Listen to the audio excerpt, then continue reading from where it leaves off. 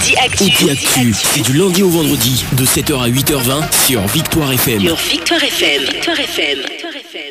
Merci Gildas Adjakoto. Merci messieurs et dames, vous tous qui nous recevez 5 sur 5 chez vous. Vous êtes en direct sur votre radio Victoire FM, également reçu en direct sur le www.radiovictoire.fm. Et n'oubliez pas la page Facebook de votre radio Victoire FM. Alors, notre invité de ce matin, comme annoncé, c'est monsieur Jerry Komandega-Tama, qui est le président du nouvel engagement togolais net et puis président du groupe des centristes lancé à Lomé le vendredi dernier. Monsieur Jerry Tama, encore une fois, bonjour. Bonjour.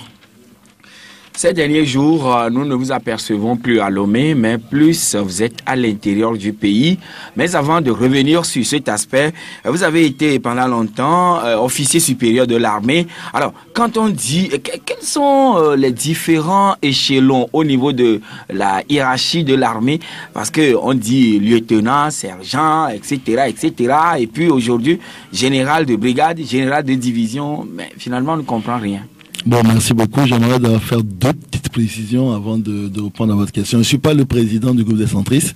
Dans le groupe des centristes, j'occupe le poste de secrétariat général. Ah, d'accord. Le coordonnateur général étant M. Francis Ekon, qui est le président du CPP. Bon, ça, c'est la première. La deuxième, c'est qu'il faudra commencer à me payer pour que je sois consultant. Oui, bon, mais quand même. Pour aller assez rapidement, il faut savoir que dans l'armée, surtout l'armée de terre, on distingue trois niveaux. On distingue le niveau de ce qu'on appelle les hommes de troupe, qui vont de première classe caporal, sergent, première classe caporal, caporal-chef, sergent, sergent-chef, adjudant, adjudant-chef, et un poste spécial de major. Après, on rentre dans la catégorie des officiers, sous-lieutenant, lieutenant, capitaine. Et là, c'est officier subalterne. Et puis, on a la catégorie des officiers supérieurs, capitaine, commandant et lieutenant-colonel. Et après, maintenant, on a les officiers généraux. Donc, c'est principalement, et c'est que c'est depuis la nomination d'hier que vous posez la question. Au niveau des officiers généraux, on a 4 niveaux: général de brigade, général de division, général de corps d'armée et général d'armée. Ah. Voilà, donc du coup, quand on est général, il y a vraiment beaucoup de niveaux, quoi. Est-ce que le général d'armée est différent de maréchal?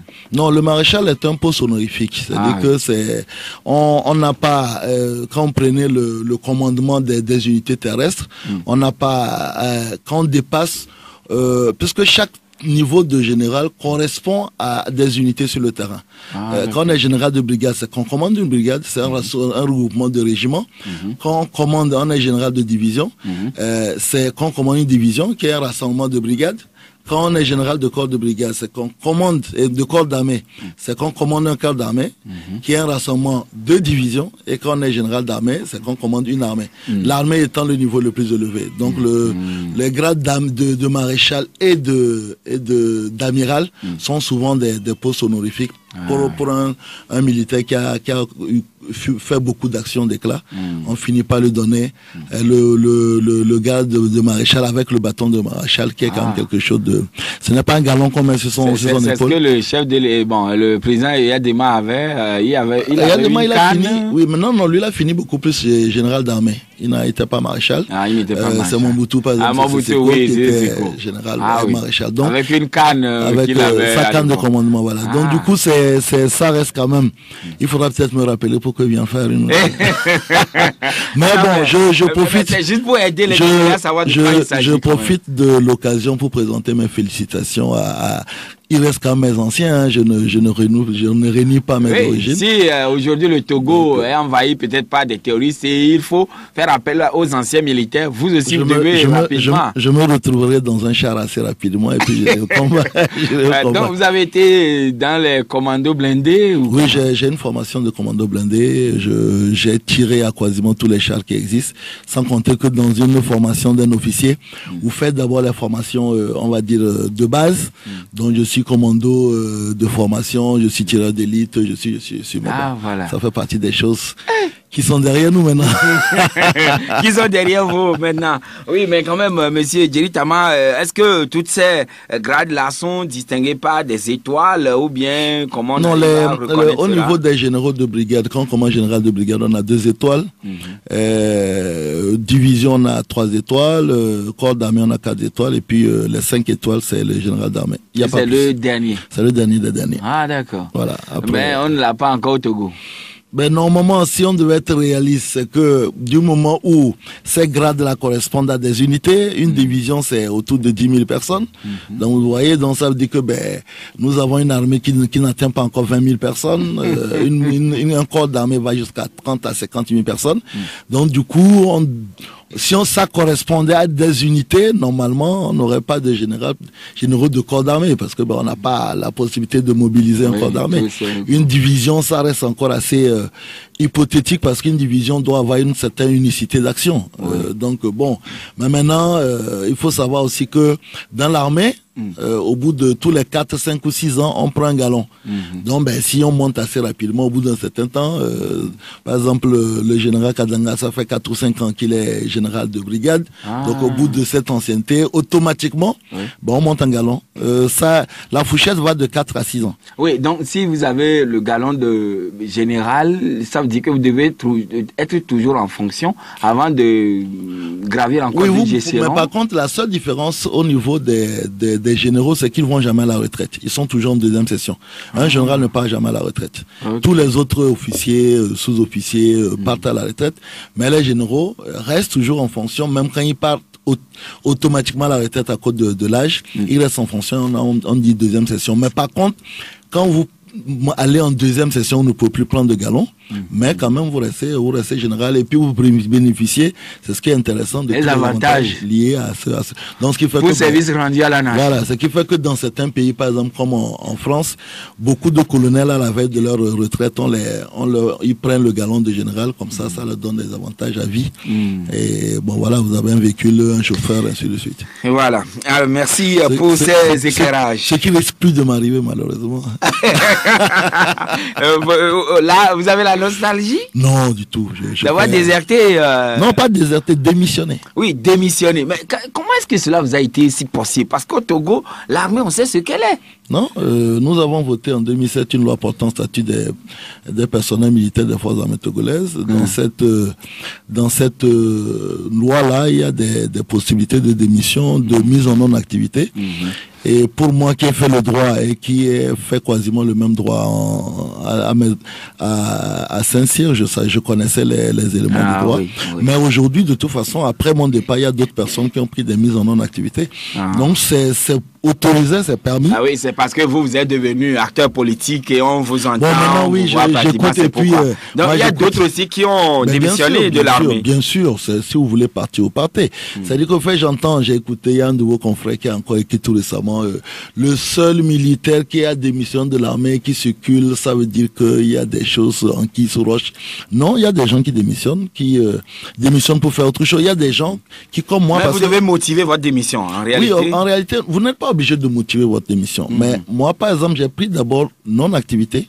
C'est-à-dire, c'est une sorte de disponibilité. Sauf que dans l'armée, elle va jusqu'à 5 ans, renouvelable une fois. C'est-à-dire que si vous êtes dans l'armée, vous pouvez prendre 10 ans de non-activité.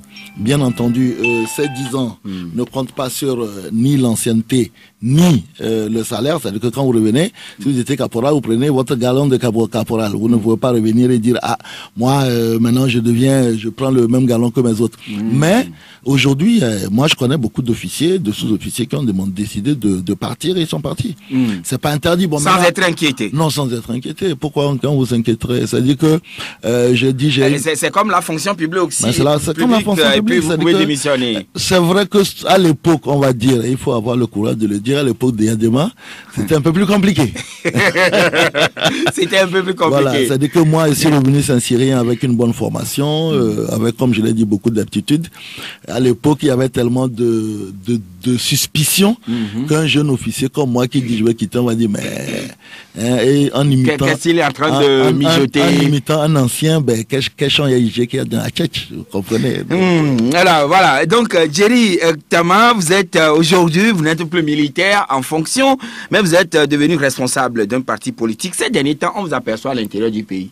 Oui, campagne électorale ou bien pré-campagne? Non, pas campagne électorale. Vous savez, il y a un tel fossé entre ce que nous faisons à Lomé et ce qui se passe à l'intérieur du pays. Et quand je dis intérieur du pays, vous franchissez juste les limites de la préfecture du Golfe et que vous vous rendez compte en allant vers les gens que les gens ne sont quasiment pas au courant de ce qui se passe, des enjeux qui se passent au Togo. Et maintenant là, aller un peu plus loin dans le Raro, dans l'Amour, dans l'Esmono, dans beaucoup d'endroits, dans le Dankpen, dans le Doufelgou, dans la Kosa, vous vous rendez compte qu'il y a une méconnaissance absolue des enjeux qui se passent. Même dans la Kosa? Même dans la Kosa.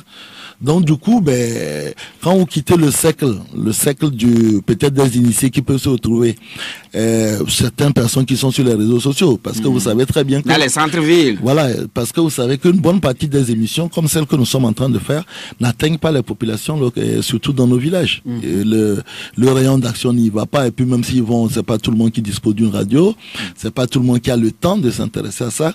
Et donc, nous faisons beaucoup d'actions de sensibilisation, de formation. Oui, et vous, en tant qu'acteur politique, voilà, les émissions qu'on fait à Lomé, tout ce qui se passe dans les grandes villes n'atteignent pas les populations de l'intérieur. Où se situe le problème? Le problème, il se situe à deux niveaux. Dans un premier temps, nous, responsables politiques, nous avons le droit et le devoir plutôt de faire passer l'information, mais c'est que il faut savoir que la politique dans nos pays se fait exclusivement autour du président.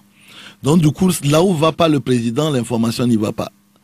Si même vous donnez la mission à vos subordonnés, au président de fédération, de faire passer l'information, la plupart du temps, quand vous leur donnez ces missions-là, on dit oui, mais on allait leur voir, ils disent que le président lui-même vienne. Donc, d'abord, il y a un problème, je pense, au niveau des mentalités.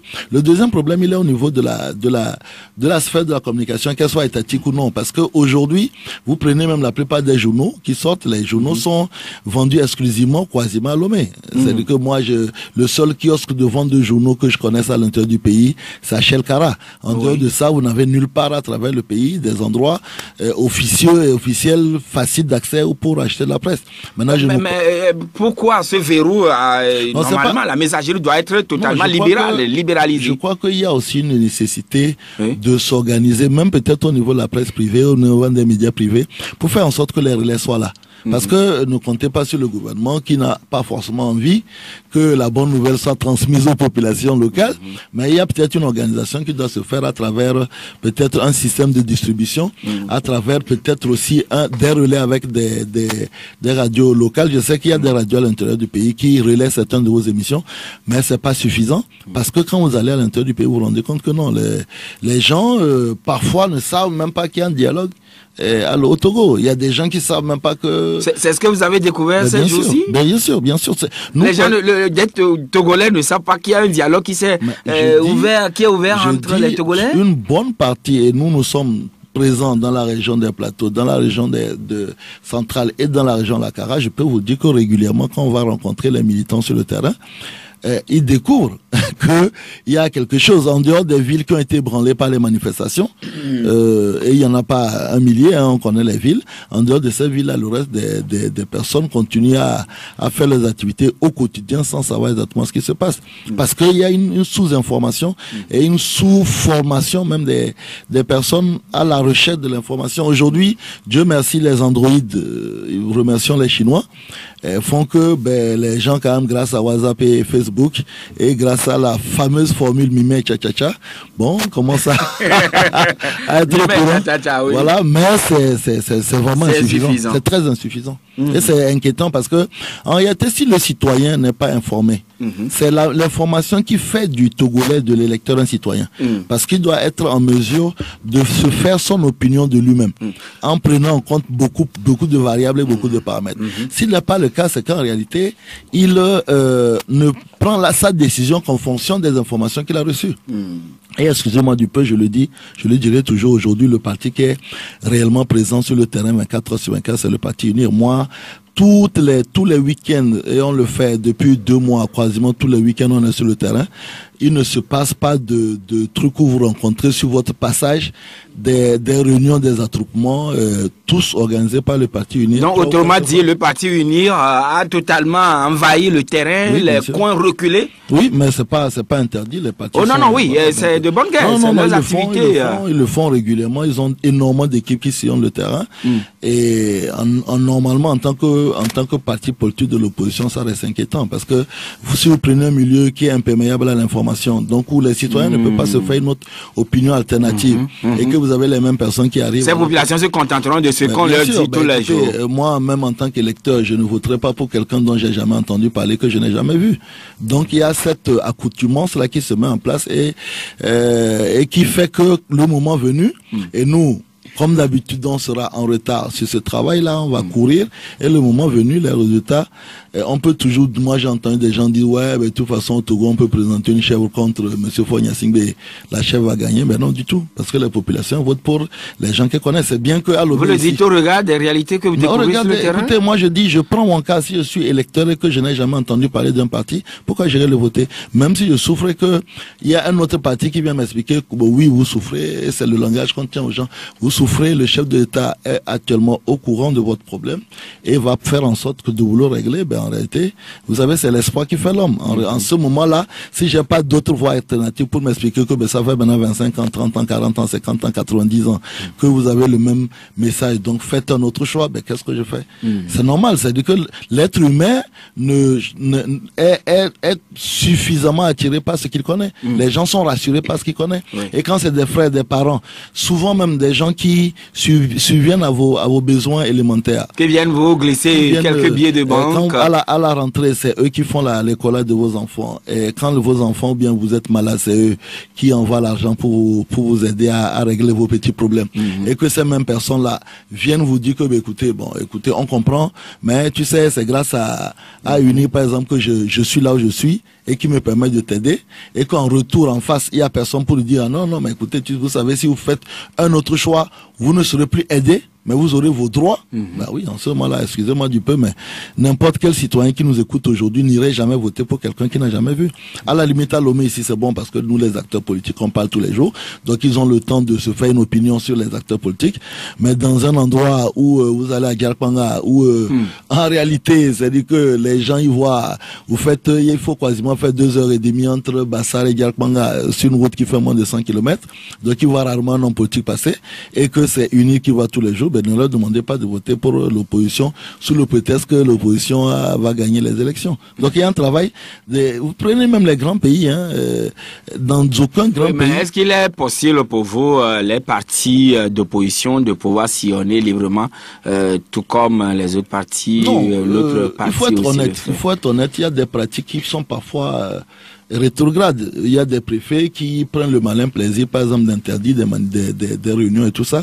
Mais nous avons toujours été légalistes. Et je peux vous dire que depuis 2012, où nous sommes rentrés en politique, chaque fois que nous sommes tombés sur des velléités d'interdiction, bien des interdictions réelles, nous avons toujours fait des recours. À l'époque, c'était d'abord le ministre Gilbert Bahora. Aujourd'hui, c'est le ministre Payadoa.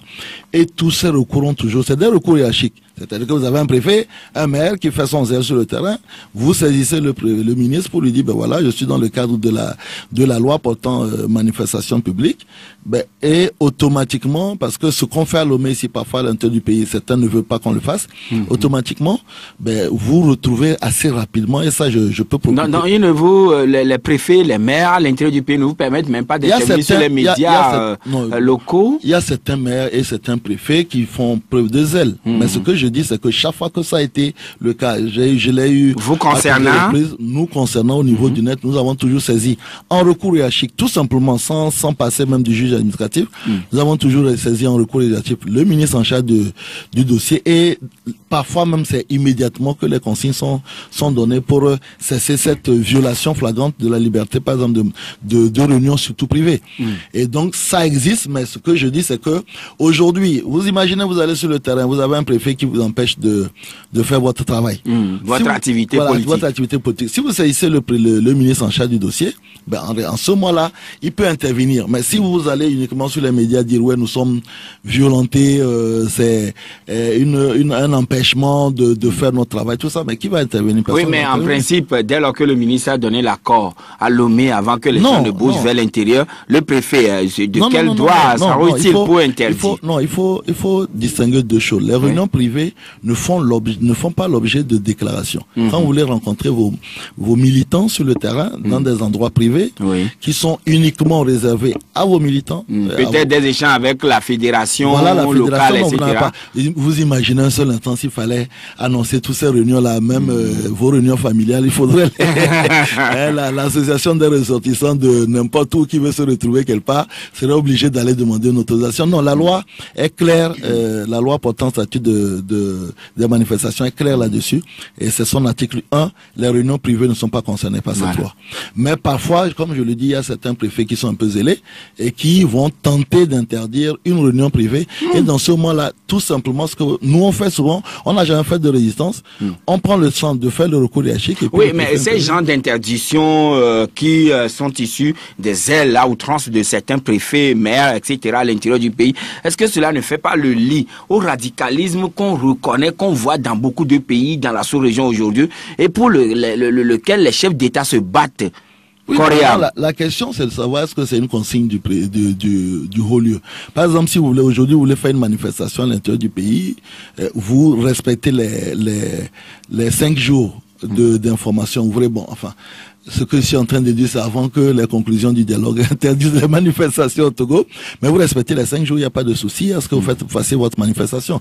Maintenant, si vous ne respectez pas tel délai, bien entendu, c'est que vous donnez le bâton pour faire battre, parce qu'on va vous dire non, on ne peut pas faire votre manifestation. Mais je répète encore, quand il s'agit d'une réunion privée, elle n'est assujettie à aucune demande, à aucune déclaration. Et normalement, vous devez pouvoir la tenir pour peu que ce soit dans un endroit clos, que ce soit dans un lieu privé, et que, bien entendu, ça ne concerne qu'une catégorie de personnes. Donc, si vous arrivez dans un milieu privé et que vous faites une réunion publique, c'est-à-dire que vous demandez aux populations de venir, là, ça devient une réunion publique et vous êtes obligé de déclarer 5 jours. Oui, mais en tant que leader politique, est-ce que la vanne, on n'a pas besoin aujourd'hui d'ouvrir la vanne pour que les citoyens de l'intérieur, via les médias, parce que c'est les masses médias, pour informer en grande masse les populations? Est-ce qu'il faut voir toujours le côté, on va éduquer les gens ou bien on va leur donner les informations concernant la chose politique, alors que les médias jouent ce rôle triptyque, en tout cas, éduquer, instruire et puis former et puis distraire? Je crois qu'il y a deux niveaux d'intervention. Il y a beaucoup de radios rurales où quand vous arrivez, vous voulez faire une émission politique, ils vous disent il faut demander l'autorisation du préfet d'abord. Normalement, voilà. Mais maintenant, chaque radio a la liberté de sa ligne éditoriale. S'ils vous disent, bon, écoutez, nous on doit avoir l'autorisation du préfet, vous ne pouvez pas leur imposer. Donc, moi je pense que d'un côté, il y a un travail que peut-être nous les acteurs politiques on peut faire, mais quand je vois le nombre de syndicats de journalistes qu'il y a, je pense que là aussi ces syndicats-là doivent faire le travail pour amener ce que vous ne faites pas Lomé. Ici, quand je voulais me recevoir, vous ne demandez pas l'autorisation du ministre. Donc pourquoi est-ce que ces habitudes doit se faire à l'intérieur. Il revient aussi, je pense, aux syndicats. Alors que les citoyens de l'intérieur ont besoin aussi d'être informés, d'être éduqués et d'être parfois distraits. En plus besoin même d'ailleurs qu'ici, parce qu'ici on a beaucoup de choix. Vous imaginez dans beaucoup de préfectures, il n'y a qu'une seule radio et cette radio-là, bon ben, elle peut pas faire d'émissions politiques, elle peut pas transmettre des émissions politiques. Donc en réalité, on se retrouve uniquement soit sur l'information institutionnelle de l'État ou bien alors sur des émissions sociales et ainsi de suite. Alors que ben nous sommes quand même dans un pays où nous avons besoin de former davantage les Togolais pour qu'ils deviennent des citoyens et pour qu'ils comprennent que, par exemple, le droit de vote est quelque chose dont les gens sont battus pour obtenir et que ce n'est pas un cadeau. Parce qu'aujourd'hui, les gens utilisent leur droit de vote comme en réalité une sorte de jouet qu'on leur a jeté et puis, bon, ils peuvent donner ça aux plus offrants. Alors que des gens sont battus dans d'autres pays pour avoir le droit de vote. Donc, c'est quelque chose qu'on doit pouvoir former les citoyens pour qu'ils comprennent la préciosité du droit de vote. Parce qu'aujourd'hui, les gens ne le comprennent pas et le galvaudent malheureusement. Mais pour cela, c'est que, bon, il faut que les journalistes, les syndicats nous aident énormément. Mais il y a un dernier problème, je l'ai dit tout à l'heure, les émissions politiques, même quand vous allez à l'intérieur du pays, les gens, ils veulent quoi? Ils veulent le président. Point. Si on dit président de fédération, on dit que ça là, ils se connaissent ici, Bob Chukoutou ensemble, si c'est le président, ça peut aller. Donc c'est aussi un problème qui est réel. C'est vous-même qui avez quand même tendu cette perche aux citoyens des différentes fédérations. Oui, non, pour qu'ils ne réclament que le président, alors que non, là, c'est les médias qui, même à Lomé ici, hein, le nombre de journalistes, heureusement vous n'en faites pas partie, mais le nombre de journalistes, quand ils veulent inviter quelqu'un du parti, on dit non, si c'est pas le président, bon, on va attendre le jour où le président est là, parce que parfois ça donne une certaine prestance à l'émission, si c'est le président qui est là, et c'est ce qui fait que parfois on nous reproche en disant oui, mais dans vos partis on n'entend que le président, mais l'ennui c'est que la plupart des journalistes ne veulent voir que le président. Quand vous dites le secrétaire, on dit oh, lui c'est qui? Mais on ne peut pas... Et cela amène parfois à résumer le parti à la personne du président. À la personne du président, malheureusement. Donc, alors, M. Jerry Tama, vous êtes le secrétaire général, s'il faut le dire ainsi, du groupe des centristes. Pourquoi a-t-il fallu créer ce groupe? Il y a deux raisons pour cela. La première, c'est que l'origine des centristes est avant tout conjoncturelle. Ça fait maintenant 8 mois que nous sommes dans une crise. Ça fait maintenant 4 mois que un dialogue a commencé. Et le dialogue, aujourd'hui, il faut avoir le courage de le dire, est bloqué complètement. Enrhumé. Enrhumé, même si c'est enrhumé, ça allait encore asphyxié. Le dialogue est en apnée et nous avons considéré au niveau d'un certain nombre de partis politiques qu'il était important quand même aussi que nous aussi nous puissions intervenir et que nous puissions faire des propositions alternatives. Nous ne voudrions pas dans une année ou quelques années plus tard qu'on nous dise ben écoutez, pourquoi quand ça a été bloqué, vous si vous pensez que vous avez des idées, pourquoi est-ce que vous n'en avez rien proposé? Donc le centrisme est d'abord ça, c'est-à-dire que le groupe des centristes a d'abord cette origine de crise. C'est-à-dire le blocage est aujourd'hui l'une des raisons pour laquelle le groupe des centristes est sorti. Mais la deuxième raison, c'est que dans la bipolarisation du climat politique togolais, mais cette bipolarisation ne date pas d'aujourd'hui. Hein, dans les années, c'est quand on avait le CUT Juvento et UCPN et PTP. Après, on a eu UFC RPT. Aujourd'hui, on a la NC Unir. Et maintenant, il y a d'autres formations qui s'agrègent tout autour. Ben, écoutez, dans cette bipolarisation, nous ne nous sommes jamais retrouvés. Nous avons toujours pensé que... Ça voudra dire que cela illustre un peu ou bien donne l'impression comme on a la gauche et la droite. Oui, mais bon, c'est extrêmement difficile de dire qui est gauche et qui est droite ici, parce que la gauche et la droite, c'est des idéologies. Mais il n'en reste pas moins qu'on a deux blocs ici. Et puis, ben, entre les deux blocs, il y a quand même, quand on prend les résultats des élections de 2015, il y a quand même 40% de notre pays qui ne votent pas. Et donc, ça veut dire qu'il y a des gens qui ne se retrouvent pas dans ces blocs-là. Et nous osons croire que ces gens qui ne se retrouvent pas cherchent des solutions alternatives. Donc, le centrisme, ou bien le groupe des centres, est aussi un groupe, je dis souvent un cadre de concertation, de propositions sur des solutions alternatives, sur des propositions en dehors de cette crise-là, qui dit ben pourquoi ne pas faire la politique autrement, comme nous-mêmes on le dit au niveau du net, pourquoi ne pas réfléchir autrement, aborder les problèmes autrement, et pourquoi aujourd'hui on ne peut pas se permettre de ne plus circonscrire les problèmes politiques au Togo uniquement au fauteuil présidentiel, à l'exécutif, mais les répandre et tenir compte en réalité de toutes les questions sectorielles, l'éducation, la santé, l'environnement, le chômage, l'emploi et tout ça. Donc aujourd'hui nous pensons qu'on peut avoir une approche alternative des problèmes togolais. Et ce centrisme-là, ce centre-là va se construire, va avoir un habillage idéologique. Parce que le centrisme de France ne peut pas être le même centrisme au Togo. Vous avez raison de le dire, il n'y a pas de gauche, il n'y a pas de droite. Donc n'ayant pas de gauche, n'ayant pas de droite, de quel centre on parle si on ne fait pas un habillage? Donc c'est les deux raisons.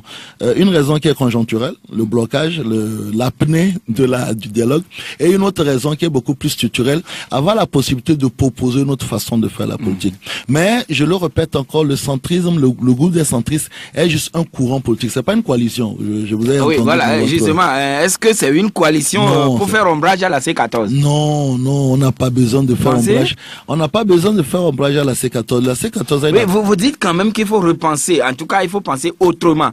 Oui, bon, donc c'est pas faire ombrage à la C14, mais c'est de faire ombrage. Non, c'est de faire ombrage à tous les extrêmes. Vous savez, l'une des raisons, l'une des idéologies, des principes du centrisme, c'est le refus des extrémismes. Et toute position extrême, quelle que soit d'où qu'elle vienne, nous la combattrons. Maintenant, vous pouvez avoir une position extrême dans un parti, nous combattrons la position extrême sans combattre le parti.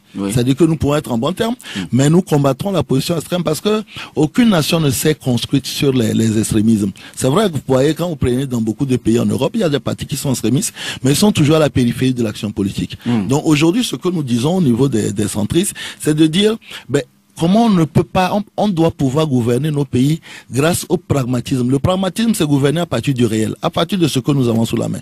Donc c'est une approche, c'est un certain nombre de partis qui se retrouvent dans cette approche, mais ne sont pas une coalition parce que nous n'avons d'abord aucune stratégie électorale derrière, nous n'avons aucun moyen d'action en dehors de la proposition, mais nous pensons qu'aujourd'hui, il faut que dans le débat politique togolais, le courant centriste, la réflexion, la philosophie du courant centriste puisse exister.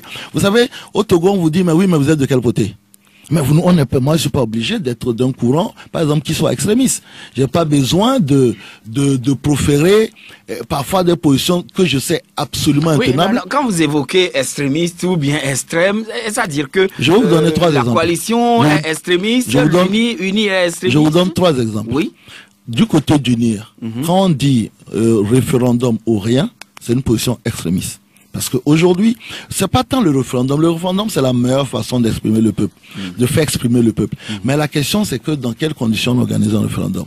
Nous avons dans la déclaration que nous avons faite, d'ici la seule issue, c'est de passer par le référendum pour faire les réformes. Oui, pourquoi pas. Mais comment on organise le référendum? Dans quel contexte? Donc, le référendum sur l'essence n'est pas mauvais. Mais, dire par exemple que non, nous, de toute façon, on va au dialogue pour faire le référendum. Et avec quoi? Avec les 3 ou 4 articles qui sont votés à l'Assemblée, c'est intenable. Demander le retour inconditionnel de la Constitution de 92 est une position extrémiste. Et heureusement, nous avons eu beaucoup de plaisir il y a de cela 2 mois, et non 2 semaines, de constater que ceux qui professaient ce retour inconditionnel-là ont mis un peu d'eau dans leur vin, même si, entre-temps, on n'a pas compris ce qui s'est passé. On a mis de l'eau, mais on l'a enlevé assez rapidement. Donc, voilà. Et demander le départ immédiat de Faure Gnassingbé du pouvoir est une position extrême. Donc, ça, c'est des choses que nous disons, il ne sert à rien. Il faut gouverner à partir de l'existant, à partir de ce que nos capacités nous permettent d'obtenir. Maintenant, après, quelqu'un peut avoir une position extrême et arriver à sa fin. Mais pour le moment, sur les éléments, je vous ai donné 3 éléments concrets. Nous disons que c'est des positions extrêmes et ce sont des positions que les centristes ne peuvent pas appuyer. Mais par contre, il y a des choses qui sont du domaine du réalisable. On parlera tout à l'heure de nos propositions. Il y a des choses qui sont du domaine réalisable que nous pensons que si chacun fait un effort patriotique et un effort citoyen, on peut sans aucun doute sortir de ce dialogue assez rapidement, et c'est l'ensemble de nos propositions. Et voilà, quelle est cette proposition? Nous avons 3 propositions. Oui. La première, c'est que en 2018, quel que soit, on peut monter, descendre, comme on dit au Togo, on doit faire la réforme constitutionnelle. On ne peut pas avoir encore... En 2018, on doit faire les réformes constitutionnelles. On doit les faire. Et il y a 2 manières de les faire. Et pourquoi? Pourquoi on doit le faire? Parce que depuis, nous sommes encore à ce jour le seul pays de la sous-région, de l'espace CEDEAO qui n'a pas de limitation de mandat, qui n'a pas d'élection à 2 tours. Alors que la limitation de mandat et les élections à 2 tours sont aujourd'hui les fondamentaux de la vie en démocratie. Donc on doit faire ces réformes-là. Et nous, au niveau des centristes, nous considérons que l'essence des réformes ne peut pas se limiter uniquement à la limitation de mandat des élections de tours. Ça n'a pas de sens. Aujourd'hui, vous avez de nouveaux droits. Aujourd'hui, dans les propositions que nous faisons, on doit par exemple pouvoir, des associations de la société civile doivent pouvoir par exemple saisir la Cour constitutionnelle avant promulgation par exemple d'un texte concernant les droits de l'homme. Donc qu'on permette aux organisations de la société civile de saisir la Cour constitutionnelle par rapport à un texte qui doit peut-être être intégré dans la constitution togolaise? Bien sûr, qu'on offre cette capacité-là parce que les questions liées, vous savez, dans la constitution de 92, il y a 30 articles liés aux droits de l'homme et aux libertés fondamentales. Donc c'est quelque chose qui est très précieux. Aujourd'hui, quand un groupe de parlementaires ne s'unissent pas pour dire, OK, on veut changer ça, sans permettre pour autant, par exemple, par des associations bien établies, de saisir la Cour constitutionnelle pour inconstitutionnalité ou bien pour difficulté de faire appliquer un texte. Aujourd'hui, on doit revoir, par exemple, la composition de la Cour constitutionnelle. On doit revoir, par exemple, on doit pouvoir limiter l'âge supérieur pour être président. C'est-à-dire qu'aujourd'hui, on peut pas dire à 80 ans, 90 ans, 95 ans, quelqu'un peut... Donc, Robert Mugabe. Donc, aujourd'hui, il y a énormément de choses qu'on doit pouvoir ajouter. Nous, par exemple, nous proposons le passage à un régime de type présidentiel avec énormément d'incidences sur notre constitution. Donc, on ne peut pas se permettre de faire un référendum à minima sur 3 ou 4 articles. Donc voilà, ce que nous disons, on doit faire les réformes cette année, quels que soient les cas. soit en modifiant en profondeur la Constitution, parce qu'en fait, une Constitution n'est pas pour quelqu'un. La Constitution, c'est pour les Togolais. Oui. Une Constitution doit être de portée générale et doit pouvoir se poser la question, qu'est-ce qui est bon pour les Togolais? Oui, mais finalement, là où véritablement ça choque, les États-Unis qui disposent d'une Constitution datant de plusieurs siècles, ils n'arrivent pas à modifier leur constitution. D'ailleurs, moi, j'ai été la dernière fois, je l'ai vu seulement sur une seule feuille rame. D'abord, le format américain. D'abord, c'est qu'il faut partir du principe. Alors qu'au Togo, mais... Non, d'abord, c'est que la Constitution américaine subit des amendements. Oui. Mais pas tous les ans. Oui, non, pas tous les ans. Pas, nous, ça fait pas des décennies. Nous, ça fait 27 ans. Non, mais il y a quand même eu beaucoup d'amendements sur la Constitution. Mais à la limite, je préfère même que me donne l'exemple de la Grande-Bretagne qui n'a pas de Constitution écrite. Maintenant, après, il y a ce qu'on appelle les us et coutumes. Il y a des pays qui vivent dans une tradition politique particulière. Vous savez, la France, c'est en 2008 que la France a mis la limitation de mandat. Avant 2008, il n'y a pas de limitation de mandat en France. Mais par contre, vous n'avez eu aucun président qui a fait 3 ou 4 mandats. Donc, il y a des habitudes. Quand le peuple, c'est pour ça que je vous parlais tout à l'heure des citoyens, quand le peuple connaît les enjeux, il sanctionne réellement l'insuffisance. Vous prenez le Ghana, regardez le nombre de présidents qui se changent au Ghana. Parce que tout le peuple est aware. C'est-à-dire que tout le peuple est au courant de trucs, est dans le coup. Et à partir de là, s'il considère qu'un président mal fait, il le sanctionne. Ce qui n'est pas le cas. Oui, mais quand même, au Togo, les citoyens s'informent aussi. Non, les citoyens ne sont pas... Oui, le cas de la tournée de Mme Awanana, la commission de Mme Awanana, par exemple. Oui, mais c'est ce que... Et c'est arrêté. Vous avez vu les réactions de non, mais c'est ce que je vous ai dit. C'est-à-dire que dans les chefs-lieux de préfecture, les gens sont informés. La plupart des salles dans lesquelles Awanana rencontrait les gens, 700... C'est dans les centres-villes. Donc, les 100 ou 200, 300 personnes, en plus, c'était des personnes invitées. Donc, ça veut dire que qui ont été triées, qui sont déjà des personnes ressources, des leaders d'opinion dans ces milieux-là. Mais vous allez à Paratao, chez mon ami Tipi, je ne suis pas sûr que tout le monde est informé. Vous allez à Djarakpanga, vous allez chez moi à Siwa de Falais ou bien à Macédéna. Je suis pas sûr que les gens aient la même acuité sur les enjeux politiques que ce qu'on peut avoir dans un centre-ville ou bien dans un chef-lieu de préfecture. Donc le gros problème, c'est ça. Et ce que nous, au niveau du centre, on dit, quel que soit le cas, il faut faire les réformes. Hypothèse numéro 1, on modifie en profondeur la constitution actuelle. Hypothèse numéro 2, on va mamailler une nouvelle constitution, mais il faut le faire cette année. L'idéal, c'est de le faire à l'Assemblée nationale, mais on ne peut pas non plus... Si on va à une nouvelle constitution, est-ce que cela voudra dire on va à une nouvelle république? Ben oui, bien sûr. Si on va à une 5e République. Maintenant, on dit, l'idéal, c'est de faire les réformes à l'Assemblée nationale. C'est moins cher, c'est rien du tout. Mais on ne peut pas non plus prendre en otage la réforme sous le prétexte qu'on n'arrive pas à la faire à l'Assemblée nationale. Et si le prix à payer, c'est de le faire lors d'un référendum, organisons un référendum, mais avec une constitution approfondie. Et vous avez dit la dernière fois qu'il ne faudrait pas focaliser le débat sur la personne. Ça, ce sont les deux autres propositions. Et les deux autres propositions sur lesquelles nous allons revenir tout à l'heure. Audi Actu sur Radio Victoire. Actualité, débat, intervention par téléphone. C'est tous les jours à partir de 7h. Sur la fréquence magique, la 96.3 FM. Audi Actu. Retour donc en studio avec notre invité de ce matin, Monsieur Jerry Tama, qui est le secrétaire du groupe des centristes, ou disons du centrisme. Alors c'est avec lui, nous débattons des principaux sujets d'actualité dans le pays. Et Monsieur le Président, vous aviez dit proposition numéro 1, 2, maintenant le 3, la troisième proposition. Non, la deuxième proposition, c'est concernant le cadre électoral. Nous considérons que même à comparer la révision constitutionnelle, le cadre électoral, l'élément le plus important, c'est la révision du cadre électoral. Parce que toutes les violences dans ce pays ont toujours été liées aux élections majeures dans le pays. Donc, sur le cadre électoral, que ce soit la question du vote des Togolais de la diaspora, que ce soit la question du fichier électoral, la question du découpage électoral, la question de la composition éventuelle de la CENI et de la Cour constitutionnelle, toutes ces questions-là doivent être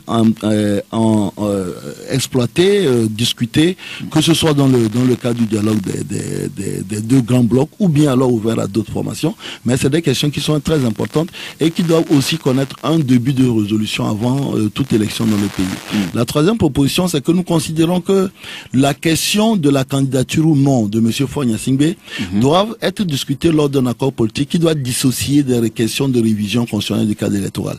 On ne peut pas associer les deux. Oui, expliquez-nous cet aspect. C'est-à-dire que si nous devons éventuellement, hors juridisme, parce que si on veut uniquement regarder du côté juridisme, rien n'empêchera M. Fonya Singbe de se présenter en 2020. Là, on si on s'appuie uniquement sur les questions juridiques, mais on peut bien entendu aujourd'hui à juste raison se dire est-ce qu'il n'y aura pas des troubles dans le pays dans l'éventualité d'une 4e candidature de M. Fagne Singbe aux élections. Et donc, ceci peut se faire uniquement que dans le cadre d'un accord politique. C'est-à-dire que c'est uniquement sur des raisons purement politiques qu'on peut empêcher M. Fagne Singbe de se présenter en 2020. Mais si on veut s'appuyer sur des arguments juridiques, nous aurons tout le mal du monde.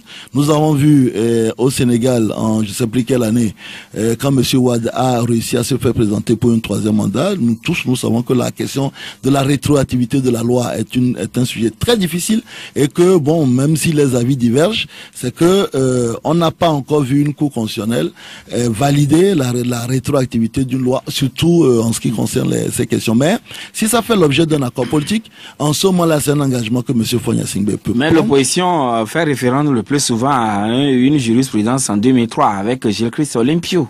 Oui, mais maintenant, ce que nous disons, c'est que toutes les jurisprudences passées, tout dépendra de l'interprétation de la Cour constitutionnelle. Et la Cour constitutionnelle, elle peut dire oui, elle peut dire non. Oui. Mais la question, c'est que pourquoi aller se poser un élément dont le sort ne nous appartient pas. Donc, à votre entendement, il faut aller aux réformes et la question de Ford doit être candidat ou pas, soit donc traité éventuellement. Dans un accord. Que, sur le fond, pourquoi est-ce que vous voulez qu'on s'intéresse à ce que UNI fera en 2020, sur le fond? C'est-à-dire, nous, et ça c'est beaucoup plus le net qui parle, nous avons toujours dit que le meilleur candidat de l'opposition en 2020 c'est M. Fagne Singbe. Parce qu'il sera tiré... Le meilleur candidat de l'opposition en 2020 c'est M. Fagne Singbe. Parce qu'il sortira de 3 mandats. Où il n'a pas, et il le reconnaît, il n'a pas réussi à faire reculer la pauvreté suffisamment. Donc ça veut dire que, on le dit, hein, la politique doit viser l'amélioration des conditions de vie des populations. Et la pauvreté n'a pas suffisamment reculé. Il a un héritage biologique et de patronyme qui est très important. Donc en 2020, si vous avez un nouveau candidat au niveau de l'UNIR, ce candidat-là vous dira exactement ce que Faure a dit en 2006. Lui, c'est lui, moi, c'est moi. Mais alors que si vous avez M. Fagne Singbe, il a donc un bilan difficile à défendre, il a 3 mandats qu'il a déjà passés. Sur le fond, c'est le meilleur candidat pour l'opposition. Si l'opposition va gagner, c'est beaucoup plus lui qui est le meilleur candidat. Mais la question ne se pose pas encore puisque nous sommes en 2018. Et en 2018, les 2 éléments qui sont les plus importants, c'est la réforme constitutionnelle et puis la réforme du cadre électoral. Et si nous voulons discuter de la candidature ou non de M. Fagne Singbe, on peut le faire dans un cadre autre que les réformes qui sont beaucoup plus de base juridique et qui peuvent améliorer le cadre électoral et faire en sorte qu'on participe à des élections où le résultat proclamé par la CENI est conforme au choix des populations dans les urnes. Donc la CENI n'est pas retouchée, c'est vrai, vous parlez du cadre électoral. Nous avons dit non, modification, vous savez, moi aujourd'hui la CENI ne m'apporte absolument rien. Des gens étaient dans toutes les CENI depuis une dizaine d'années et c'est la première fois que ça me paraît bizarre que des gens trouvent que cette CENI dont ils ont été membres dans les années passées. Et cette CENI qui a été mise en place par la même Assemblée nationale. Et la composition de la CENI aujourd'hui a été mise en place de façon consensuelle par les mêmes personnes aujourd'hui qui sont d'un côté dans le groupe des 14, de l'autre côté dans UNIR. Nous, on n'a pas été au lendemain de la RPG, on n'existait pas encore. C'est les mêmes personnes qui ont mis en place cette CENI de façon consensuelle. J'appuie encore sur le mot consensuel. Donc, si des gens ont mis en place une CENI de façon consensuelle et qui décident de la modifier, comme ils sont les alphas et les omégas de la politique au Togo, ben on suivra, il n'y a pas de souci. Aujourd'hui, si on dit qu'il y a une nouvelle CENI et qu'on nous explique les règles d'appartenance à cette CENI et que nous, en tant que parti extra-parlementaire qui a régulièrement pris part aux élections dans ce pays, qui entretient le climat politique au Togo de façon comme on le fait actuellement lors des émissions et qui va régulièrement sur le terrain, si on nous prouve qu'il y a des partis extra-parlementaires qui sont plus qualifiés, qui a eu des résultats assez intéressants, même si c'est très loin de ce que nous aurions souhaité lors des élections présidentielles passées, et qui, comparativement à beaucoup de formations, y compris celles qui sont aujourd'hui dans les C14, dont, quand vous prenez dans les C14, en dehors des 3 partis parlementaires, ben, en réalité, les autres, quand vous prenez leurs résultats électoraux, ils sont très loin, même beaucoup de nous. Donc, si on arrive à nous expliquer qu'il y a une nouvelle CENI et que cette CENI-là va prendre en son sein des gens qui ont d'autres raisons, d'autres motifs d'y être, qui sont des raisons objectives, on s'aligne. Mais donc, si ce n'est pas le cas, on va protester, bien donc, à votre entendement, la retouche de la CENI n'est pas quand même une de vos conditions ou vos préoccupations? Aujourd'hui, ce que les Togolais demandent, c'est cesser d'avoir peur lors des élections. c'est de pas prendre la clé des champs quand il y a des élections. Donc, c'est faire un cadre électoral qui permet à tous les Togolais de voter dans le calme, la sérénité et dans le participationnisme. Et maintenant, où allez-vous verser alors vos propositions? Mais nos propositions, nous les avons envoyées aux facilitateurs, nous les envoyons au gouvernement, nous les envoyons même au groupe des 14 pour dire, ben voilà, hypothèse numéro 1. Facilitateurs, ils sont 2 aujourd'hui. Bon, maintenant, il y a un deuxième, on va l'envoyer au deuxième aussi. Donc, le dialogue compteur à 0 ou bien... Nous pensons qu'aujourd'hui, ça a été une erreur à notre sens de mettre en place des gens de positions des 2 formations, bien 2 blocs qui sont sur des positions extrêmes et où personne ne veut reculer. Je pense et je reste persuadé que des centristes auront le mérite d'arrondir un peu les angles et faire en sorte qu'on puisse trouver une solution. Mais il n'y a pas que les centristes qui ont cet attribut, peut-être des religieux, peut-être la société civile. Mais aujourd'hui, je pense que c'était extrêmement imprudent de mettre en place 2 éléments qui sont sur des positions non seulement irréconciliables, mais où il n'y a pas d'effort manifeste.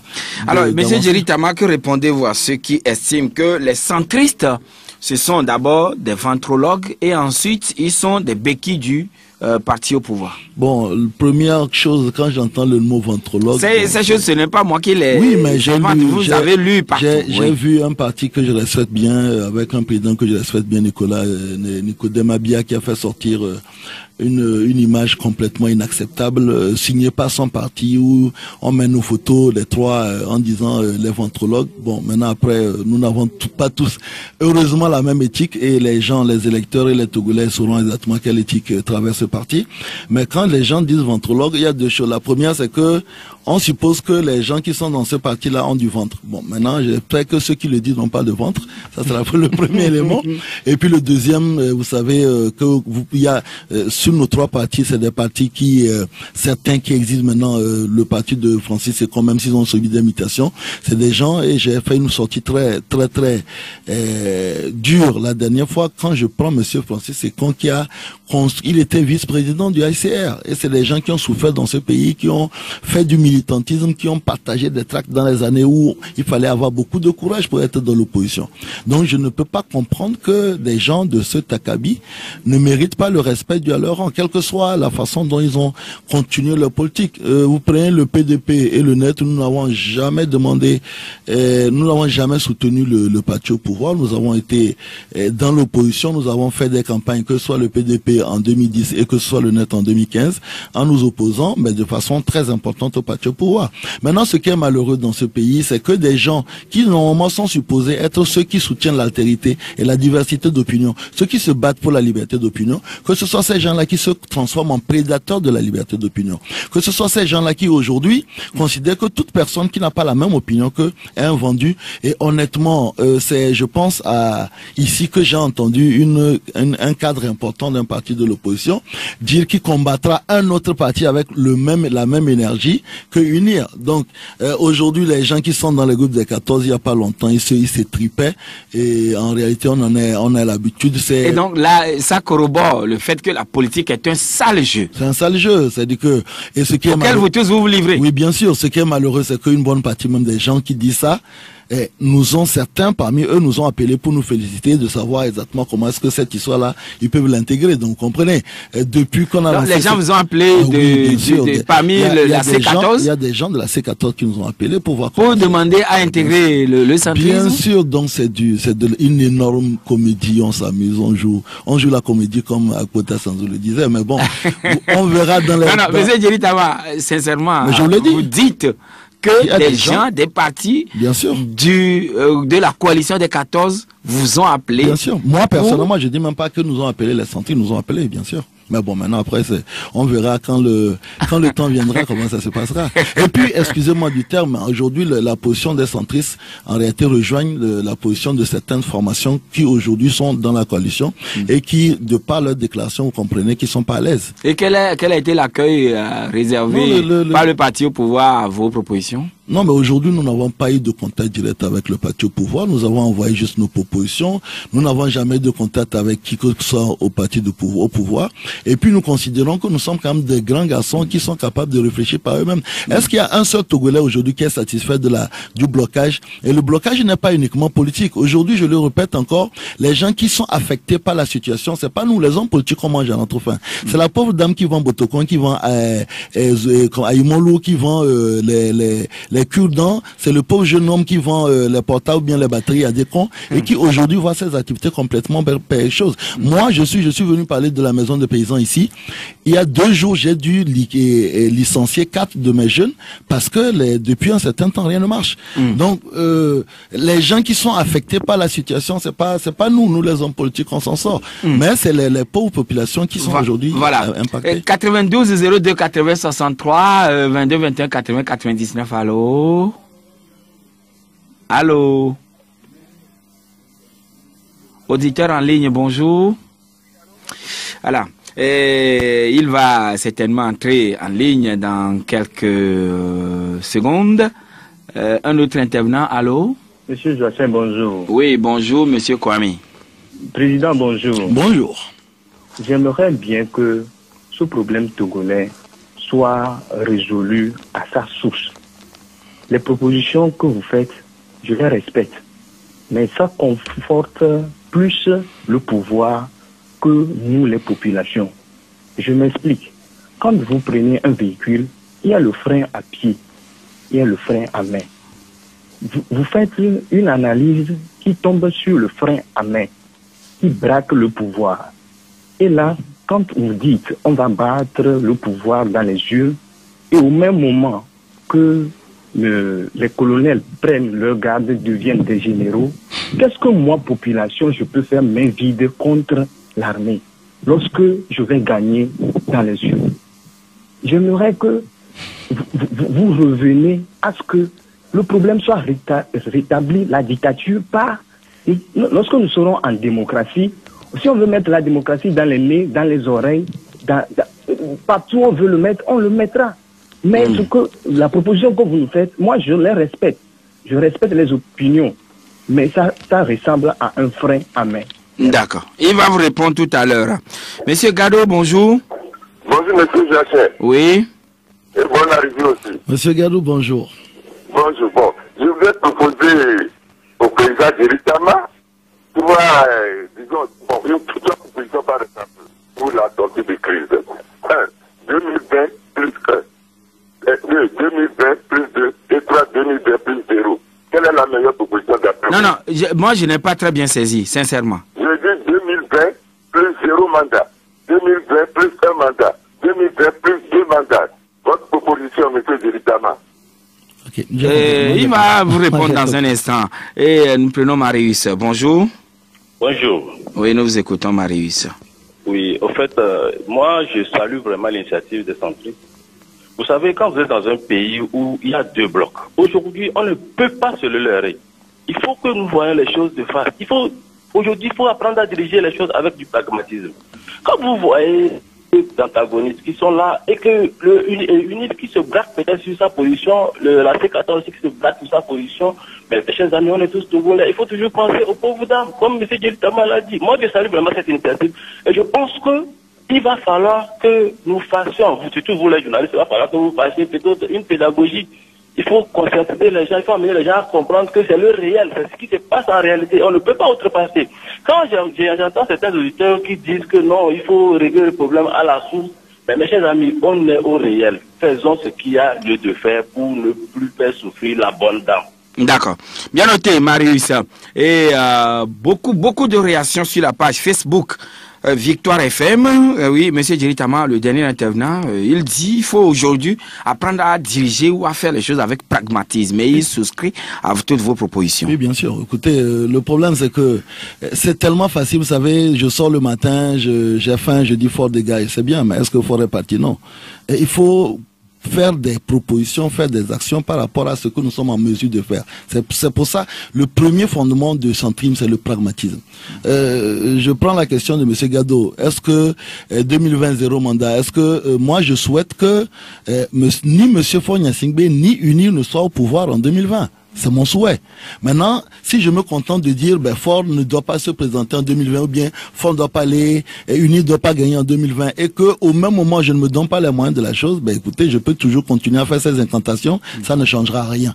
Ce que nous proposons aujourd'hui, c'est de sortir du régime des incantations, des formules toutes faites qui sont bien et qui claquent bien aux oreilles à la réalité du terrain. La réalité du terrain aujourd'hui, c'est qu'il faut investir le terrain, on en parlait tout à l'heure, il faut former les citoyens, il faut que les gens se rendent compte que le droit de vote, le vote est quelque chose de sacré qu'il faut valider et valoriser surtout. Est-ce que vous êtes un frein à main? Bon, maintenant la question du frein à main. Il y a 3 freins dans une voiture, le frein à main, le frein à pied et le frein moteur. Je suis beaucoup plus le frein moteur. C'est le frein moteur qui joue sur le moteur et qui fait qu'il peut s'arrêter ou ne pas s'arrêter.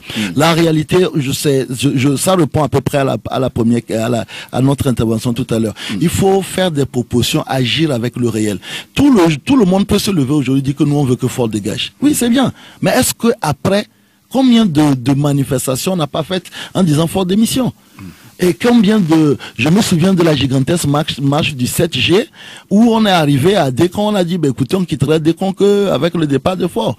La suite, vous le savez, en 10 minutes, tout le monde a dégagé le truc. Donc, il suffit pas de faire des incantations, de faire des propositions, mais il suffit de se dire, mais vous savez, l'opposition togolaise, non, le Togo est le seul pays de la sous-région où il n'y a pas eu d'alternance depuis 2000, dans les années 90.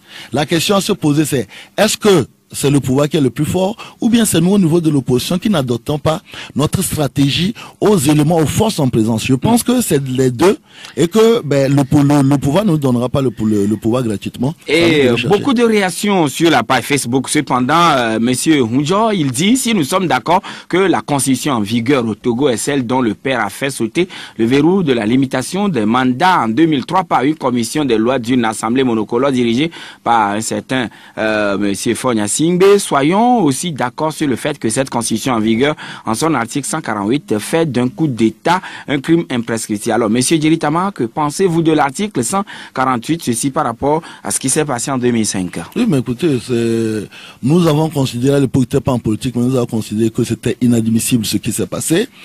Il y a eu, et c'est toujours la question des accords politiques, il y a eu une intervention de la CEDEAO qui a normalisé la situation, qui a fait qu'on est revenu à la situation hantée. Donc, à partir de là, le crime aujourd'hui, malheureusement, est prescrit. Il faut regarder devant. Il faut regarder devant. Demain, il fera beau. Demain, il fera beau si nous le voulons et nous allons tout faire pour qu'il fasse beau.